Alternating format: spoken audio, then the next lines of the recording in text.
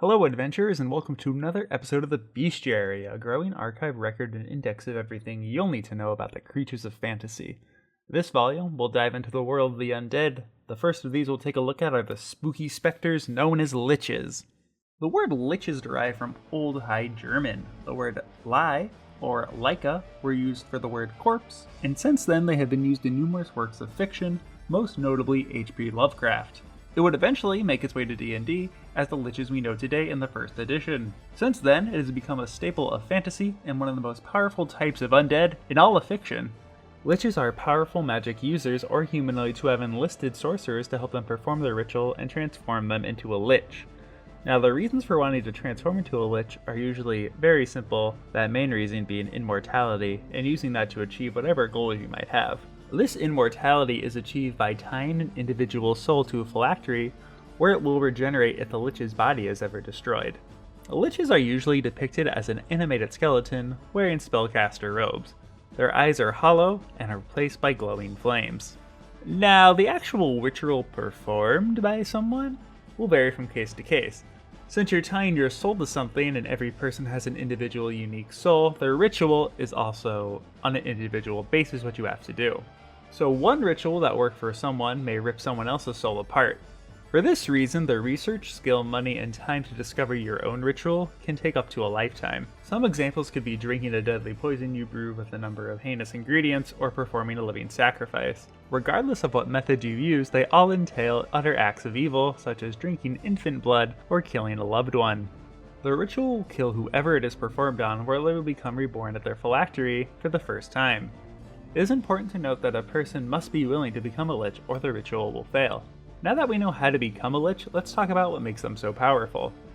First and foremost, unlike many undead, a Lich will maintain its knowledge, skills, and independent nature it had in life. This gives the Lich an eternity to perfect its sorcery, or whatever it could choose to. Its swordsmanship, tactics, studies, there are infinite examples, but a Lich can become a master in whatever it wishes. This gift of endless time gives the Lich its most powerful characteristic, its infinitely expanding mind. The Lich also gains a number of other powers once it becomes undead. It can perform a paralyzing touch, or inflict the target with a touch of negative energy, dealing damage to the living and healing the undead. Speaking of healing the undead, Liches are normally masters of necromancy, as the ritual requires them to have significant knowledge of the subject. For this reason, it is not uncommon for Liches to be aided by mindless undead they control. Whether it be in an attempt to conquer or to defend a Lich's domain, it's very rare to encounter a Lich without hordes of undead close behind. The most popular Lich in fiction of all time would have to be Voldemort from the Harry Potter series, the main antagonist and most powerful wizard of the story, who was originally killed at the beginning of the series. Throughout, he is eventually reborn, and it's discovered that he uses Horcruxes to contain pieces of the soul, allowing him to be infinitely reborn. The last book follows the exploits of the heroes as they go to destroy the Horcruxes and eventually defeat Voldemort altogether. Outside of putting his soul away, you can also tell that the ritual has taken an effect on Voldemort just like it will a Lich. His appearance has been greatly affected and he now resembles sort of a hideous skeleton snake-man hybrid. And also very loving to Draco Malfoy. Well, that's everything you need to know about Liches, some of the most powerful undead you can ever encounter.